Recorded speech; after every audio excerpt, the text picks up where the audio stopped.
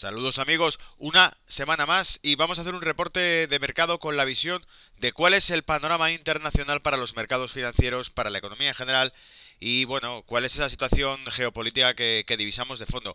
En este caso en concreto, esta semana y en portada para el canal Brújula de Mercados, para tu canal de bolsa, traemos un brazo bien fuerte de China contra otro brazo bien fuerte norteamericano. Vamos a analizar a fondo de qué se trata esa guerra comercial, pero con números y que además con una regresión histórica, para que veamos que realmente Trump quizá no esté tan loco cuando empieza a hablar de guerra comercial o cuando empieza a hablar de medidas proteccionistas, porque seríamos bastante ingenuos si pensamos que la locura de Trump es eso, simplemente una locura y que este señor habla por hablar de vez en cuando. Aunque así lo parezca, quizá esa posición que está tomando Estados Unidos, proteccionista, sea algo bien calculado desde atrás, algo de fondo, algo que se hace con intención y con obviamente con un plan largoplacista de por medio. Así que bueno, no nos enrollamos más y vamos a empezar a hacer ya el reporte y a entrar en materia, ¿vale? Os recuerdo que hago este vídeo reporte en colaboración con el blog que mantengo a través de investing.com y con la página de formación bolsaschool.com.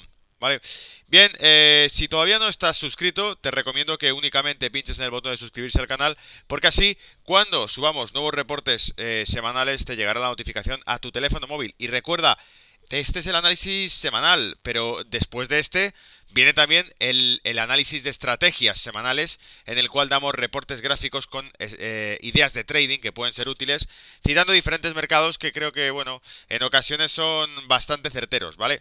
Pero que juzgue el público. Si ya eres miembro de este canal, eres parte de la familia Brújula de Mercados, siéntate y espero que disfrutes este reporte. Claves de mercado para esta semana: traigo la comparativa monetaria, una matriz que he hecho sencillamente hablando de Europa, de Estados Unidos y de Japón. ¿Cuál es el panorama de mercado en cada uno de los tres casos? Luego paso a una buena noticia: Trump hacia la paz con Corea del Norte, sorprendentemente. Seguro que esto vuela en pedazos, seguro que esto tiene gato encerrado. Pero bueno, veamos cómo evoluciona, ¿vale? La guerra comercial ya ha empezado. Vamos a demostrar por qué, monetariamente hablando, esa guerra comercial que no se sabe si se llevará a cabo o no y que se amenaza con efectuarse, vemos que monetariamente hablando sí ha empezado, ¿vale? Mostraremos por qué Estados Unidos ha empezado a ajustarle las tuercas a China. El TTP se firma sin Estados Unidos. Ese acuerdo transatlántico, transpacífico, mejor dicho, al que renunció Donald Trump y al que había movido la administración de Obama, pues bueno, finalmente se va a firmar. China insiste, no quiere una guerra comercial. Vamos a ver cómo China sigue haciendo declaraciones diciendo que sería malo para todas las partes y entenderemos por qué más a fondo en este vídeo reporte de Brújula de Mercados, exactamente qué tiene China en la mente cuando aboga por que esto no se lleve a cabo. Aranceles sobre el acero. ¿Se avecina una guerra?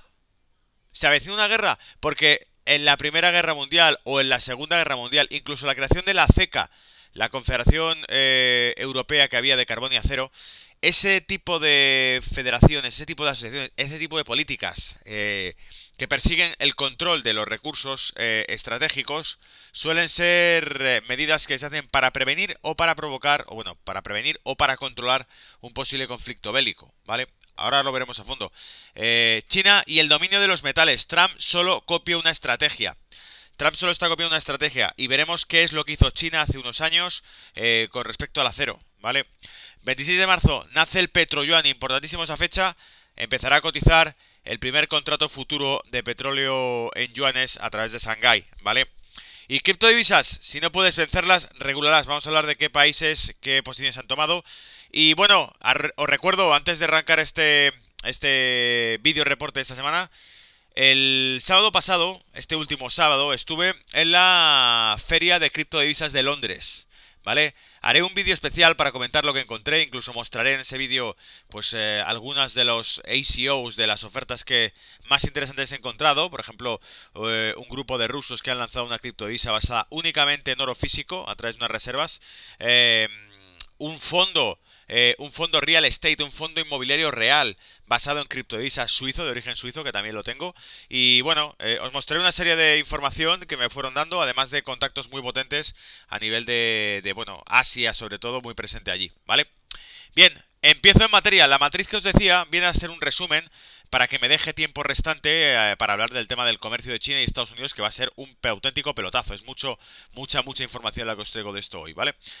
Europa, Estados Unidos y Japón, ¿vale? Europa, situación de Europa. Bueno, la semana pasada Draghi evitó hacer mención a la evolución de la QE. No hizo mención sobre los estímulos.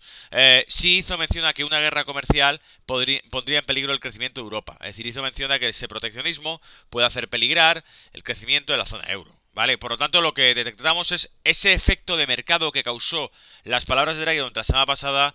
Quizá deberían entenderse como una preocupación, un miedo o en todo caso, cuanto menos, un paso hacia detrás o quedar en stand-by. No quiere tocar la política monetaria europea, no hace mención a ella y por decirlo de algún modo, lo que vemos es que Europa se queda expectante. La política monetaria de Europa no toma partido en ninguna postura en esta última semana tras las declaraciones de Draghi, ¿vale? Veremos si esta semana sí lo hace, porque esta semana os recuerdo que hay dato IPC y también discurso de Draghi, ¿ok? Estados Unidos, los non-farm payroll fueron magníficas, ¿vale? Las nóminas no agrícolas, las de ahí abajo, 313.000 frente a 200.000 esperadas. Muy buen número, pero el incremento salarial descendió respecto a enero, ¿vale? Insignificante, o sea, una 2.8 en enero, 2.6 en febrero, el incremento salarial. ¿Cuál es el razonamiento siguiente? Sin salario, o si los salarios disminuyen, las expectativas sobre el consumo también disminuyen. Es decir, si no hay salario que se vaya incrementando, tampoco se espera una recuperación del consumo.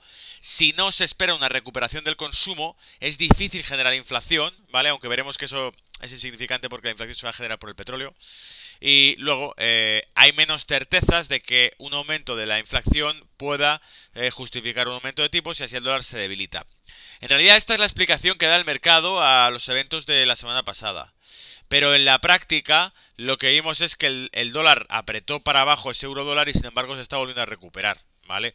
El dólar trató de fortalecerse, pero hay de fondo una estrategia que va a hacer que el dólar se vaya debilitando, ¿vale? Y veremos cuando estudiemos ahora la estrategia comercial que existe entre China y Estados Unidos, veremos perfectamente cómo Estados Unidos con razón quiere el dólar más débil, ¿vale?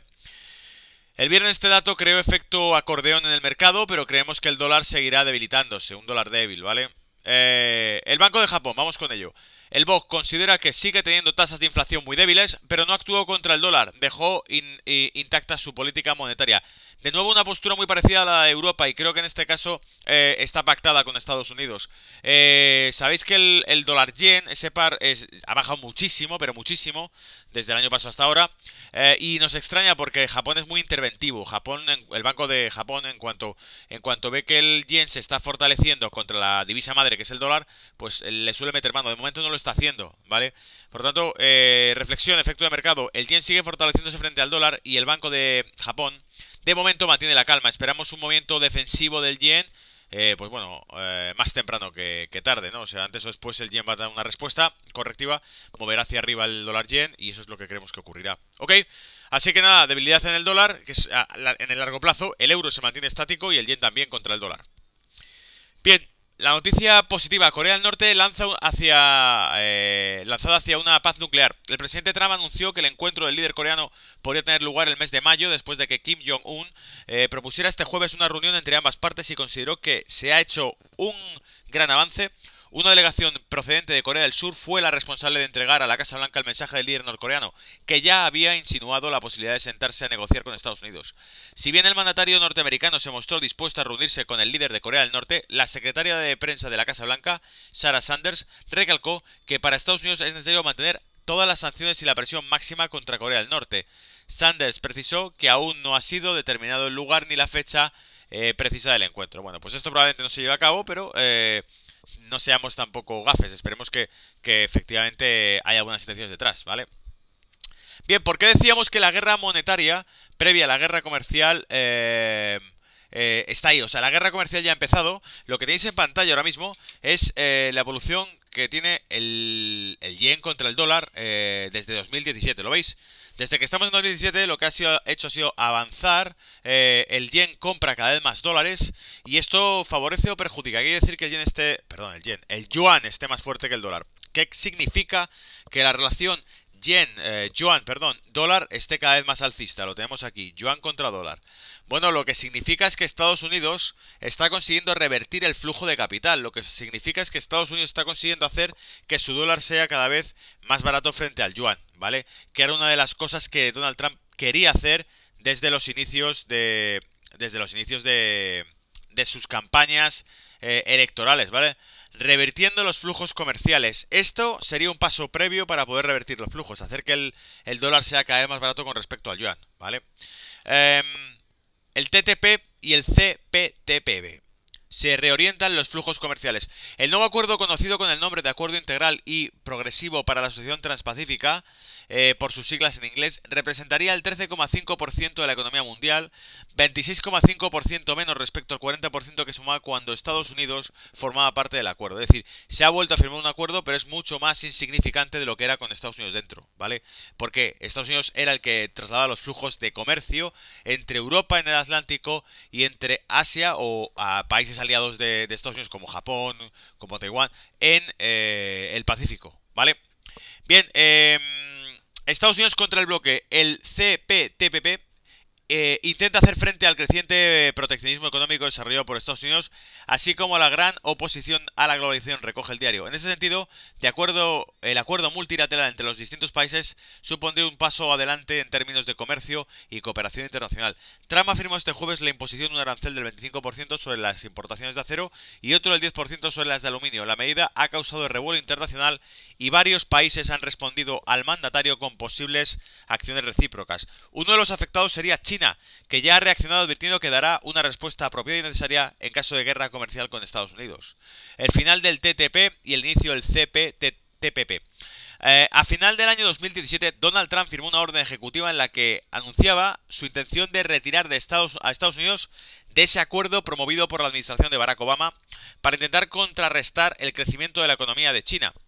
El pasado mes de noviembre, los ministros de 11 países que integraban el TPP pactaron los elementos centrales del documento sin la participación de Estados Unidos. El pacto, que fue retrasado por desacuerdos de última hora, impidieron que los líderes TPP se reuniesen hasta el 10 de noviembre. Parece que finalmente llegará a un buen puerto.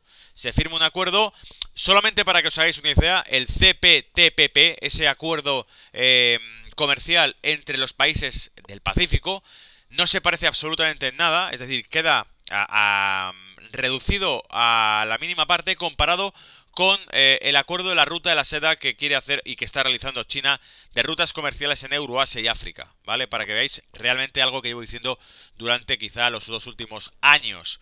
El eje económico del mundo, político, tecnológico, está cambiando hacia Asia, ¿vale? China advierte que todos saldremos perdiendo. China aquí toma una posición precavida y quizá lo entendamos cuando veamos ahora después los números, ¿vale? El secretario de Comercio chino ha agregado que aunque China está dispuesta a defender sus intereses, los dos países continuarán el diálogo. Nadie quiere librar una guerra comercial, porque todos saben que perjudica a todos. El 8 de marzo el presidente de Estados Unidos firmó los documentos para la imposición de un arancel del 25% sobre las importaciones de acero y un gravamen del 10% sobre las de aluminio. La medida puso de manifiesto las preocupaciones sobre el proteccionismo estadounidense y ha generado críticas en distintas naciones. México y Canadá, por lo pronto, exentos de esa medida, pero esto podría variar si no se alcanza un acuerdo en las renegociaciones del Tratado de Libre Comercio de América del Norte, de la CAN. Trump también afirmó que más países podrían contar con ese privilegio, pero esto dependerá en gran medida de las relaciones militares. Aquí hace un guiño Europa, probablemente. Acordaos que Donald Trump en la conferencia que hizo en Europa sobre la OTAN advirtió que tenían que pagar la factura a varios países de Europa, ¿vale? Por el compromiso que había de gasto público militar a los países miembros. Lawrence Solomon, ¿la verdadera razón de las tarifas de acero de Trump se está preparando para la guerra? Durante la Segunda Guerra Mundial, cuando los Estados Unidos dominaron la producción mundial de acero, no obstante, se necesitó racionar, incluso se exhortó al público a donar parachoques de sus automóviles al esfuerzo bélico como chatarra de acero. Hoy, los Estados Unidos no solo han perdido gran parte de su capacidad de acero, corren el riesgo de perder el equilibrio y depender de una gran cantidad de países. Canadá, su proveedor extranjero más grande y confiable, satisface solo el 5% de las necesidades de Estados Unidos, según el Departamento de Comercio de Estados Unidos. Estados Unidos corre el riesgo de encontrarse una posición en la que no puede estar seguro de poder satisfacer las demandas de defensa nacional y de las industrias críticas en una emergencia nacional. Si depende de un país extranjero, advierte el Departamento de los Estados Unidos, no tendría la autoridad legal para requisar los suministros como podría dentro de los Estados Unidos. Nuestra industria del acero está en mal estado, tuiteó Trump. Si no tienes acero, no tienes país. Aquellos que creen que la guerra es para los libros de historia, nunca nos molestan en nuestras comodidades diarias. Naturalmente ven a Trump como una especie de loco, protegiendo insensatamente a unos pocos trabajadores siderúrgicos en una industria económicamente irrelevante, a un gran costo para el resto de la fuerza de trabajo y economía. Pero aquellos con un marco de tiempo más largo y un sentido de la historia, y especialmente aquellos que pueden percibir la creciente tormenta de la guerra, hacen diferentes cálculos, dice este artículo publicado en Zero Hedge sobre Lawrence Solomon.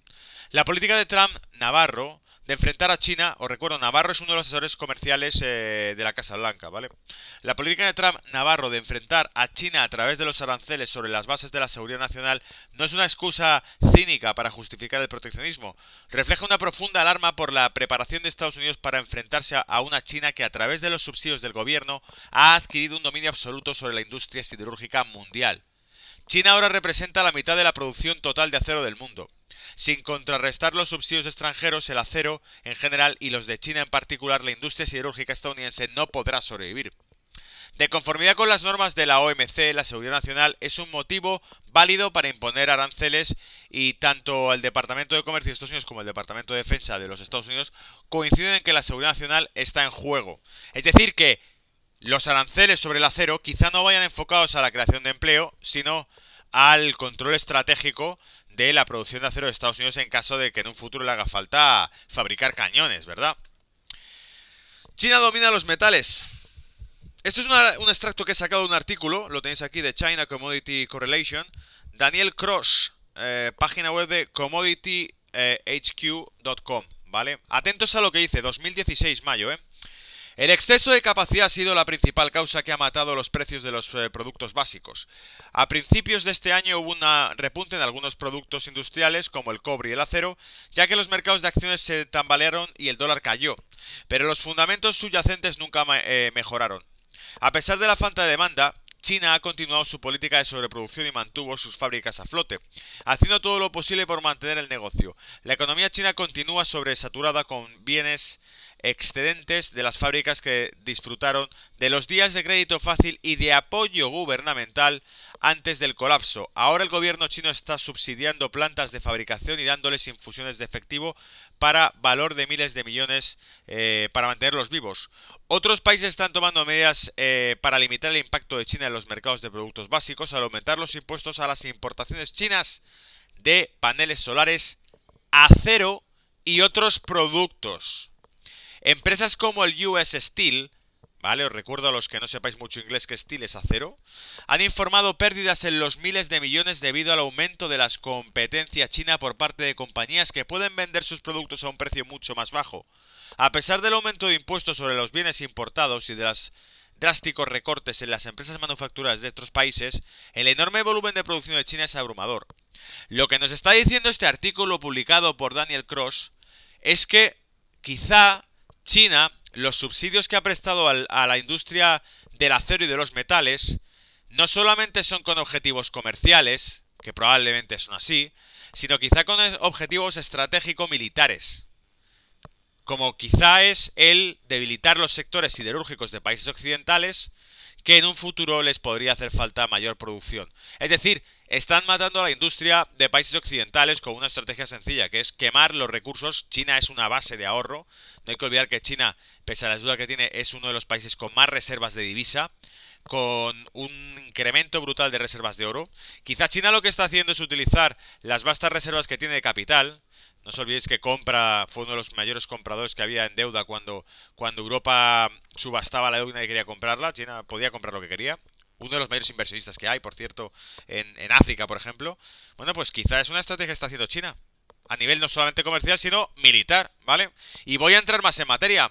Tenemos aquí la relación que existe entre el cobre y el yuan. Este gráfico sacado a través de Reuters os puede mostrar directamente la evolución que ha tenido durante el año 2017 la mitad del año, entre la relación de la cotización del cobre, que sigue siendo un metal estratégico, ¿vale? A nivel de tecnología, por cableados y demás, el cobre y el yuan. Y podemos ver cómo existe una relación bastante directa entre el cobre, el mercado de cobre, y el yuan contra el dólar. Lo que pasa es que es fácil de prevenir. ¿Por qué? Porque el dólar ha seguido debilitando durante 2017, ha ido cayendo el dólar. Quizá forma parte también de la estrategia defensiva de Estados Unidos en esta posible guerra comercial que se inicie con China. Le hace falta un dólar barato para poder iniciar esa guerra, ¿verdad? Bien, importaciones de crudo. Ahora veréis dónde quiero llegar con esto. China y Estados Unidos, ¿vale? Tenemos a China en negro y Estados Unidos en azul. De 2010 a 2017, como podéis ver, en 2017 China supera en importaciones de crudo a Estados Unidos. Es fundamental, ¿eh? Este dato es fundamental. China supera en importaciones de crudo a Estados Unidos. ¿Por qué es fundamental? Porque China se convierte en el mayor importador de crudo, el mayor comprador de crudo.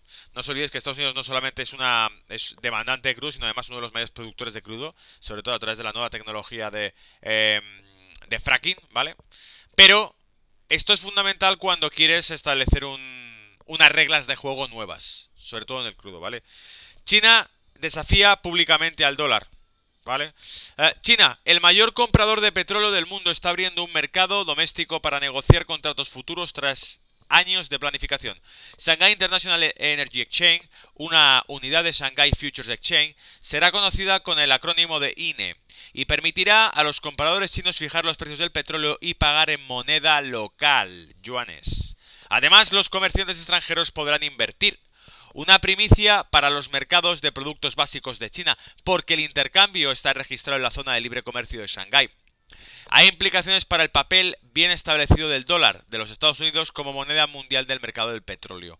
Es decir, por si no lo has cogido, que Shanghái va a cotizar el petróleo en yuanes. Y sabemos que el acuerdo que hubo de Bretton Woods hace décadas atrás estableció que el petróleo solamente se podía cotizar en dólares. Perdón, el acuerdo de los años 70. El acuerdo que establece Kissinger con los países de la OPEP para la supervivencia del dólar, cuando suspenden la cotización del dólar con oro fijo a 33 dólares la onza de oro, ¿vale? La muerte del dólar se inició en los 70, pero se rescató gracias a la OPEP. Un pacto que hizo Kissinger con los países productores del petróleo. Y la invasión de Irak se estableció cuando ese pacto se rompió, ¿vale? Del mismo modo que Libia, por ejemplo, también se vio amenazada cuando Gaddafi anunció que propondría en África una creación de petróleo africano en oro, ¿vale? Lo que pasa es que China es demasiado grande. Bueno, veamos a dónde va a llegar esto, ¿vale? El próximo 26 de marzo China iniciará su comercio de petroyuanes. En 2017, cuando China superó a los Estados Unidos como el mayor importador mundial de crudo, las compras de la nación asiática alcanzaron un récord el mes pasado. Se realizarán sobre 7 tipos de crudo, incluidos el crudo de Dubái, el crudo de Omán, el aceite ligero de Basora y el petróleo Shengli de China. Los contratos tendrán entre 6 meses de entrada y los primeros 12 meses como contratos renovables.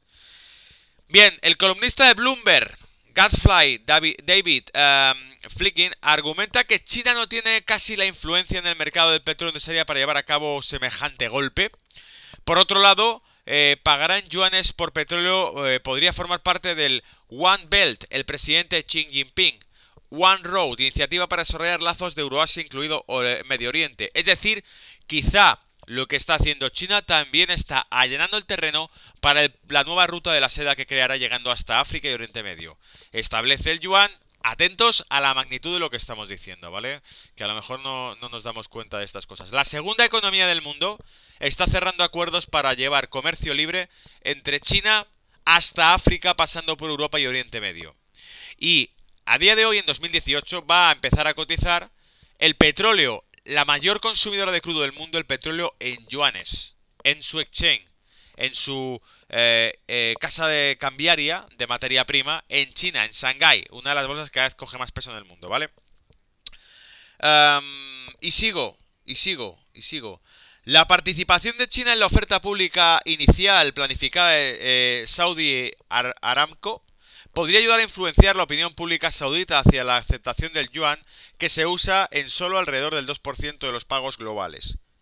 ¿Qué es Saudi Aramco?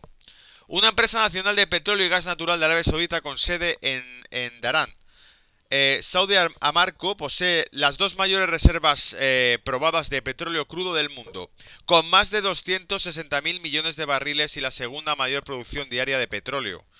Bien, atentos a esto. Los sauditas en los 70 fueron los aliados de Estados Unidos. Los chinos hoy, cuando van a lanzar su petroyuan, se buscan de aliados a los sauditas. ¿Os estáis dando cuenta de la similitud? ¿Cómo están cambiando de bando? ¿Cómo en los 70 los sauditas fueron los socios de Estados Unidos y permitieron crear el petroyuan? ¿Y cómo ahora los chinos van a lanzar el petroyuan haciendo nuevos acuerdos con los sauditas? Los sauditas son la pieza clave que hay para el control de la energía y el control financiero del mundo. Y los chinos lo saben, y los chinos están cerrando un acuerdo con los sauditas. A los rusos ya los tienen de su lado. Por lo tanto, insisto una vez más, el centro económico, financiero y geopolítico del mundo se está desplazando hacia Asia. ¿Vale? Bien, el interés por regular las criptomonedas aumenta a escala mundial. Último comentario de este video reporte análisis semanal, ¿vale? Y por supuesto va dedicado a la revolución de estos 2 últimos años a las criptomonedas. El ritmo de regulación de las criptomonedas, o al menos el debate sobre la regulación, ha ido ganando fuelle a nivel mundial, aunque a velocidad diferente en cada región. Sin embargo, a medida que aumenta la popularidad del Bitcoin, el Ethereum, el Ripple y el Litecoin, y las monedas alternativas, los altcoins, hermanas, y se van popularizando las monedas digitales, parece que 2018 podría ser el año en que se decida la regulación. La semana pasada el gobernador del Banco de Inglaterra, Mark Carney, advirtió que las criptomonedas podrían suponer un riesgo para la estabilidad financiera y subrayó que es el momento de mantener el ecosistema de los criptoactivos bajo los mismos estándares que el sistema financiero. Asimismo, describió las gigantescas oscilaciones de los precios y la extrema volatilidad que se observan en los mercados de criptomonedas como una manía especulativa. Es decir, os comento algo, las charlas a las que yo asistí el sábado pasado en Londres sobre criptomonedas, había charlas sobre regulación y gobernanza económica en criptomonedas. ¿Cuál fue el aditivo común que citaban todos los expertos en las charlas que se hicieron sobre criptomonedas?